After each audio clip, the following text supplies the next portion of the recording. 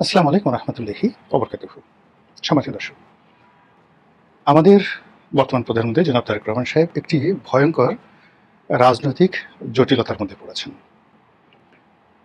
এই রাজনৈতিক জটিলতা যে রাজনৈতিক বিপর্যয় তৈরি করবে, এটা শুধুমাত্র বিএনপিকে বা ব্যক্তিগতভাবে জিয়া পরিবারকে, সামগ্রিকভাবে বাংলাদেশকে ক্ষতিগ্রস্ত করবে তা নয়।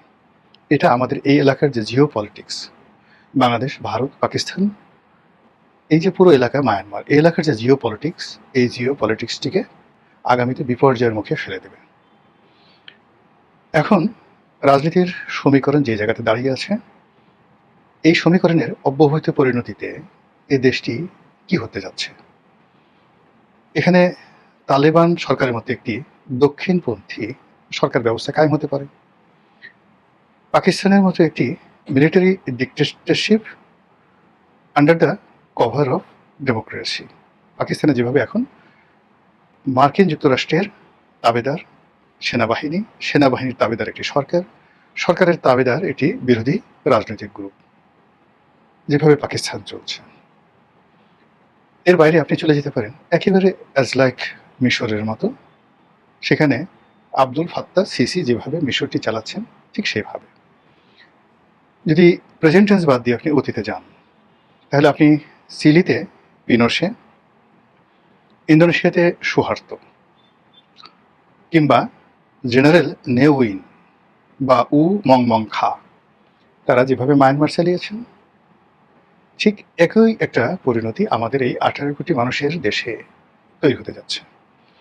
বিষয়টা সংক্ষেপে বলার চেষ্টা করব, বুঝিয়ে বলার চেষ্টা করব, আশা করি আপনাদের ভালো লাগবে। রাজনীতির সবচেয়ে বড় বিপদ নয়, যাকে বলা হয় ভূমিকম্প এবং সুনামি, হলো রাজনীতির শূন্যতা।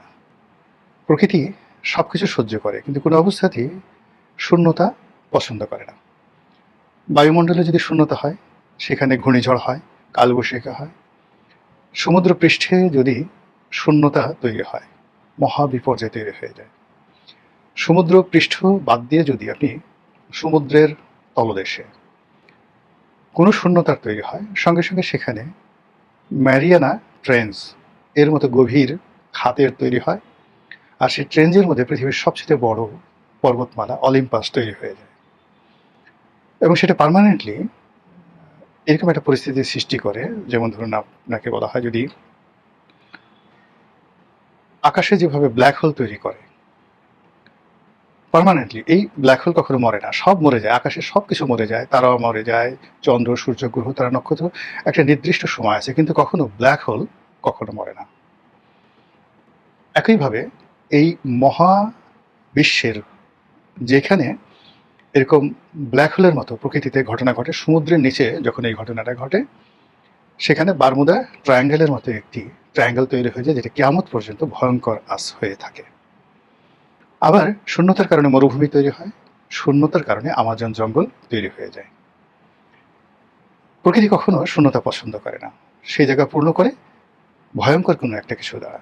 আর এই প্রাকৃতিক বৈশিষ্ট্যগুলো থেকে আমরা যেন শিক্ষা গ্রহণ করি, এজন্য দিনের পর দিন, বছরের পর বছর, শতাব্দীর পর শতাব্দী, সহস্রাব্দ ধরে এই পৃথিবী নিয়ে গবেষণা হচ্ছে। আর সেই গবেষণার প্রেক্ষিতে মানুষের যে আচার আচরণ, চাল চলন, আমাদের জীবনে ফিজিক্স আছে, কেমিস্ট্রি আছে, বায়োলজি আছে, ভূগোল আছে, এরকম হাজার রকম বিদ্যা আছে। আর সেই বিদ্যার মধ্যে পলিটিক্যাল সায়েন্স সবচেয়ে গুরুত্বপূর্ণ বিদ্যা, যে বিদ্যা বাকি সব বিদ্যাকে নিয়ন্ত্রণ করে। যে সমাজে রাজনীতি ঠিক নেই, সে সমাজে অর্থনীতি ঠিক হয় না। যে সমাজে অর্থনীতি ঠিক নেই, রাজনীতি ঠিক নেই, সে সমাজে কখনো পরিবার, সমাজ, মেধার বিকাশ হয় না। রাজনৈতিক অস্থিরতার কারণে পৃথিবীর বহু পণ্ডিত এক দেশ থেকে অন্য দেশে চলে গেছে।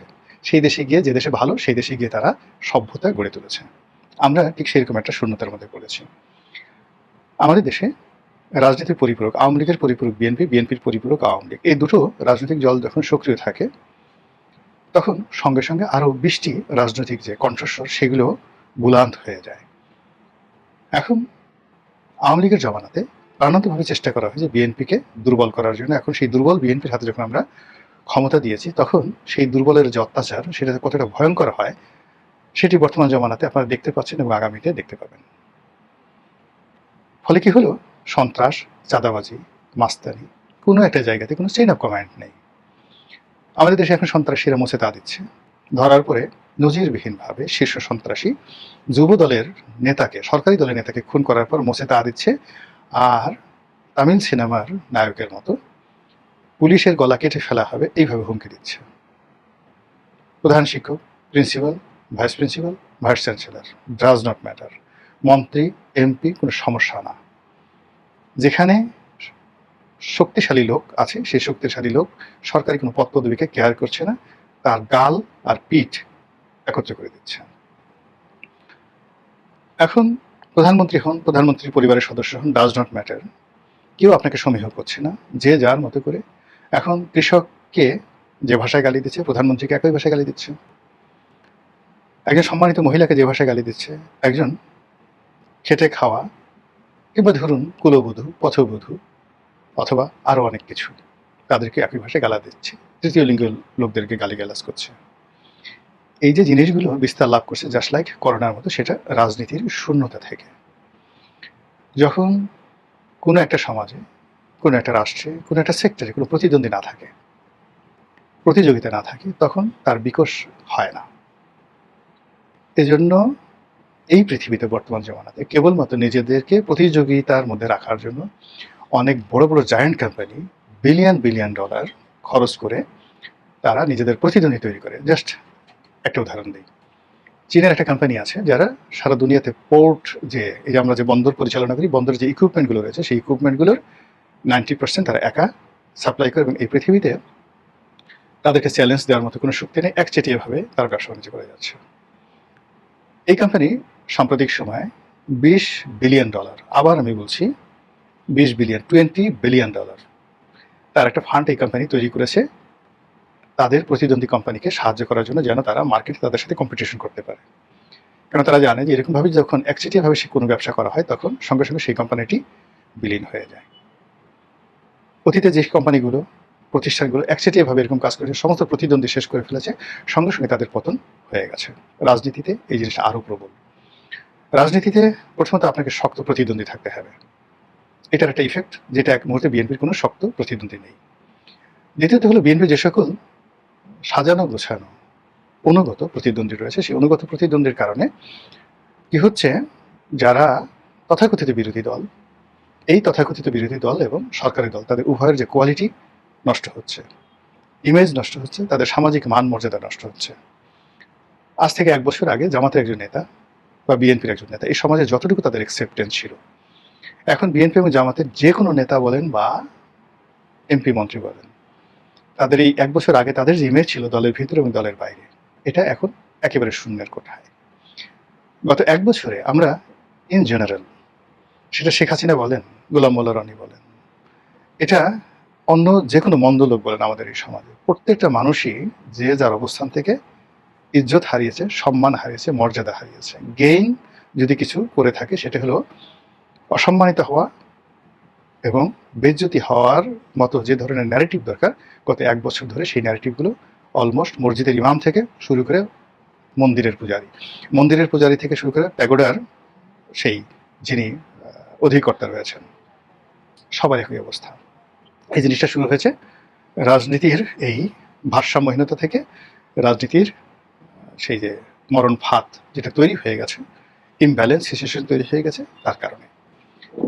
এই জায়গা থেকে বের হওয়ার জন্য আগামীতে একজন সমাজ সংস্কারক, একজন রাজনীতির সংস্কারক, একজন সুপারম্যান দরকার হবে। Just like Robert Mugabe, just like Nelson Mandela. এদের মতো মানুষ না হলে কোনো অবস্থাতেই আমরা এখন যে রাজনীতির ফাঁদের মধ্যে পড়েছি, এই ফাঁদ থেকে বেরোতে পারবো না। এই ফাঁদটিতে বিএনপি জেনে হোক বুঝে হোক পা দিয়েছে, জনাব তারেক রহমান সাহেব জেনে হোক বুঝে হোক পা দিয়েছে, এবং একটার পর একটা যখন এখানে পা দিয়েছে, এরকম পর্ব আসছে, সেই পর্বতে অটোমেটিক্যালি তারা একের পর এক ভুল করে যাচ্ছে। এখন এরকম একটা পর্যায়ে ওইরকম যদি একেবারে নিজের সবকিছু ত্যাগ করে জীবনের ঝুঁকি নিয়ে কঠিন সিদ্ধান্ত, আমাকে মেরে ফেলুক, এরকম সিদ্ধান্ত না নেওয়া পর্যন্ত কোনো অবস্থা এখান থেকে বের হওয়া সম্ভব নয়। আর এই যে রাজনীতির যে বিপর্যয়, অনিবার্য পরিণতি, রাজনীতির যে শূন্যতা, সেই শূন্যতার কারণে অর্থনৈতিক শূন্যতা তৈরি হয়েছে। অর্থনৈতিক শূন্যতার কারণে সামাজিক শান্তি শৃঙ্খলার যে ভারসাম্য, সেটা নষ্ট হচ্ছে। সামাজিক ভারসাম্য নষ্ট হওয়ার কারণে পারিবারিক ভারসাম্য নষ্ট হচ্ছে। পারিবারিক ভারসাম্য নষ্ট হওয়ার কারণে as a human, individual human, একজন মানুষ হিসেবে আপনার যে ব্যক্তিগত বোধ এবং বুদ্ধি আছে, আত্মমর্যাদা আছে, আপনি যে আশরাফুল মাখলুকাত, এই বিশ্বাসটা মানুষ হারিয়ে ফেলছে। সে ধীরে ধীরে মনে করছে আমার আর ছাগলের মধ্যে, আমার আর পশুর মধ্যে, আমার আর মেরুদণ্ডহীন প্রাণীর মধ্যে, জীবিত মানুষ আর মৃত মানুষের মধ্যে কোনো পার্থক্য নেই। মানুষ যখন অভাবের মধ্যে পড়ছে সে সব কিছু হারিয়ে ফেলছে। সাম্প্রতিক সময় যদি আপনি অপরাধগুলো দেখেন, যে মাত্রায় অপরাধ হচ্ছে, যে আকৃতিতে অপরাধ হচ্ছে, এ বাংলাদেশে কখনো হয়নি। প্রকাশ্য মালিবাগের শান্তিনগরের একটা মার্কেটে পুরোটা সিসিটিভি আছে। সেই মার্কেটে পুলিশের মানে সোর্স হতে পারে বা কোনো চক্র হতে পারে, হোয়াট এভার মেবি, সেখানে একজন পিতা তার কন্যাকে নিয়ে আসছে বাজার করার জন্য, মার্কেটিংয়ে, শপিংয়ে, যুবতী কন্যা। সেই কন্যার সামনে সেই বাবার পকেটে ইয়াবা ঢুকিয়ে দেওয়া হলো, জোরাজুরি করে, মার দিয়ে। কন্যা ধাক্কাধাক্কি করতেছে, তারপর সে জোর করে পকেটে ইয়াবা ঢুকিয়ে দেওয়া হলো। এই দৃশ্য শত শত মানুষ দেখলো। তারপর ওনার পকেটে ইয়াবা আছে, এই অভিযোগে পুলিশ তাকে গ্রেপ্তার করে নিয়ে গেল। সে অভিযোগ করে তাকে গ্রেপ্তার করে নিয়ে গেল। যারাই কাজ করলো তারা সেখান থেকে চম্পট দিয়ে চলে গেল। এই সমাজ কি কল্পনা করা যায়? আপনি বসুন্ধরা মার্কেটে হাসছেন আপনার কন্যাকে নিয়ে, আপনার স্ত্রীকে নিয়ে, হঠাৎ করে একজন এসে আপনার হাত দুই হাত চেপে ধরলো, হাজার হাজার মানুষের সামনে, শত শত মানুষের সামনে, ক্যামেরার সামনে আপনার পকেটের মধ্যে সেই ইয়াবা ঢুকিয়ে দিল। এরপরে সেই ইয়াবা আবার পুলিশ এসে আপনাকে সার্চ করলো, আপনার পকেটে ইয়াবা পেয়ে গেল, আপনাকে গ্রেপ্তার করলো। আপনি বললেন যে ওই লোক দেখেন, সিসি ক্যামেরাতে দেখেন, হাজার হাজার মানুষ সাক্ষী আছে, ক্যামেরা সাক্ষী আছে, ও আমার পকেটে ঢুকিয়েছে, ওই লোক, দ্যাটস ম্যান। সেই লোক মুসকে মুসকে হাসছে সিনেমার মতো, আর পুলিশ আপনাকে ধরে নিয়ে যাচ্ছে। আর আমরা কোটি কোটি মানুষ এই দৃশ্য দেখছি আর হাপিত্তেশ করছি, কিন্তু রাষ্ট্রের পক্ষ থেকে কোনো সাড়া পাচ্ছি না। এরকম অসংখ্য ঘটনা, একটি দুটো নয়। এই ঘটনা সেক্সের ক্ষেত্রে ঘটছে, এই ঘটনা দাম্পত্যে ঘটছে, পরকীয়ার ক্ষেত্রে ঘটছে, এই ঘটনা নামাজ কালামের ক্ষেত্রে ঘটছে, মসজিদে ঘটছে, মন্দিরে ঘটছে, সব জায়গাতেই ঘটনা ঘটছে। মাদ্রাসায় ঘটছে, স্কুলে ঘটছে, কলেজে ঘটছে। অপরাধের ধরন এবং প্রকৃতি যা কখনো অতীতে বাংলাদেশে হয়নি। আর সবকিছুর মূলে রয়েছে এই রাজনৈতিক শূন্যতা, এবং সেই শূন্যতার দায় এখন বিএনপির ঘাড়ের উপর পড়েছে, জনাব তারেক রহমান সাহেবের ঘাড়ের উপর পড়েছে। এই দায় কি ৬-৭টা বা ৮-১০টা গোলাপি রঙের বাস নামিয়ে এই দায় থেকে মুক্ত হওয়া যাবে? এই দায় কি দুপুরে ১০০ টাকার খাবার খেয়ে, তারপরে ঘন ঘন মন্ত্রী পরিষদের সদস্য পরিবর্তন করে, নিত্য নতুন মানুষকে মন্ত্রী বানিয়ে, পাবলিক সেন্টিমেন্ট, ভারতে যাব না, চীনে যাব না, আমেরিকাতে যাব, এই কাজ করে রক্ষা পাওয়া যাবে? যদি যায় ভালো, আর যদি না যায়, নাগরিক হিসেবে আমাদের বলার দায়িত্ব বলছি। মহান আল্লাহ আমাদের সবাইকে হেদায়েত দান করুন এবং হেফাজত করুন। আসসালামু আলাইকুম ওয়া রাহমাতুল্লাহি ওয়া বারাকাতুহু।